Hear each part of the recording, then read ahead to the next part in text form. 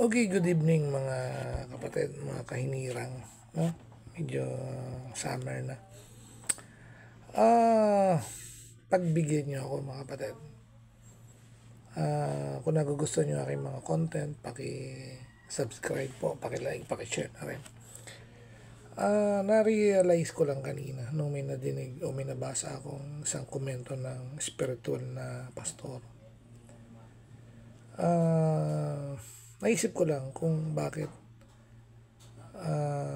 nagkakagulo yung ating bansa. Sabi nila ba, hindi daw magulo, no? Iwan ko yung mga Pinoy, no? Well, sa social media, at kung may lalim tayo sa national interest or news, makikita natin, di ba? Ano nangyayari. So, maraming nababasa tayo na nabudol tayo ni BBM dahil hindi maganda ang kanyang patakaran, dumami ng mga adik, mga snatchers, mga magugulong tao. So kita naman natin yan, lalo na rito sa Manila. Ito ang aking na-realize. Sabi ng Bible, Jeremiah 17:5. Cursed be the man that trusted in man. So maraming nagtiwala kay BBM, sa mga senador, kay BP, Sara. Well, kung pagbabatayan natin ng Bible, hindi dapat tayo magtiwala sa tao. Ang nagtitiwala sa tao ay sinusumpa. So yung nangyayari sa atin is part of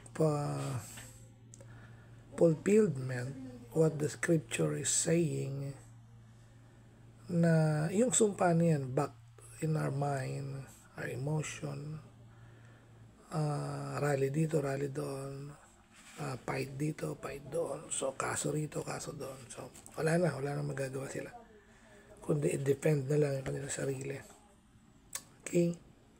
At ang mga technical stuff ay wala nang ginawa kundi mag-research ng evidence. Ang tao kasi ay kanya-kanyang survival. Paano mag-survive? Okay? Ganun din sa animal kingdom. So, ganun din mga politiko. So, winarning nga tayo ng Bible na huwag magtiwala sa tao. So, aminin ko, no? Maraming pastor na in-endorse si BBM, Sara. So, sa tiwala na mababago ang Pilipinas, uunlad ang asenso. Pero hindi nang ganun nangyari. Yung ating reserve gold ay binenta. Too much ayuda from AIC, AKAP, TUPAD. So, nung pandemic, meron na yung ganyan kay Duterte sa ayuda. Totoo yun, napapalitan or let's say, naka-allocate is 500. Totoo yun na napupunta sa taong bayan is 300 na lang. Malala pa kung 200 lang. Totoo yan, no? Totoo yan, mga kapatid. Bakit? Tao kasi corrupt. Sinner, sabi ng Bible, 3:10 ng Romans. There's none righteous. No, not one. 3:23, for all have sinned and come short of the glory of God. So, nagtiwala, mga pastor, even me, na mababago yung ating bansa pag nanalo isang kandidatong ganito. So, nagkamali tayo. So, talagang kung tayo ay talagang halimbawa, mangangaral, anak ng Diyos, all we have to do is to trust God. And if we going to vote, we have the right to vote, and kung kilala mo yung tao na may righteousness, not 100%, kasi wala sabi ng Bible, di siyang iboto mo. Diba? Pero wag mong pagtiwalaan yung tao na yun, nabubuti ang bansa. Kasi sabi ng Bible, Proverbs, righteousness exalted a nation. Pag ang namumuno ay righteous, mauunlad, tataas ang bansa. Okay? So marami ng ganyan sa bansa. sa iba't ibang bansa. Naunahan na tayo ng Vietnam, kalahin mo ang Vietnam, Thailand, Taiwan. Kasi too much corruption.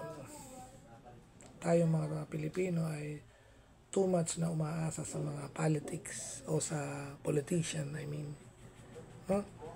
So I think baguhin na natin. No? Na-realize ko yan. Pinaglalaban ko rin si Duterte. Walang masama. But while we fight, I'm only fighting for the corruption of the leaders in the land. But even me, ay walang magagawa. Okay? Kundi maging mabuting citizen at maging obedient. Okay? Not all necessary sa gusto ng government. But yung ipatupad yung righteousness ng Panginoon. So, yun lang po aking analyzation na kung ba't nagkakagandang bansa dahil sa nagtiwala tayo sa tao. Okay? Yun lamang po at itutuloy natin. God bless.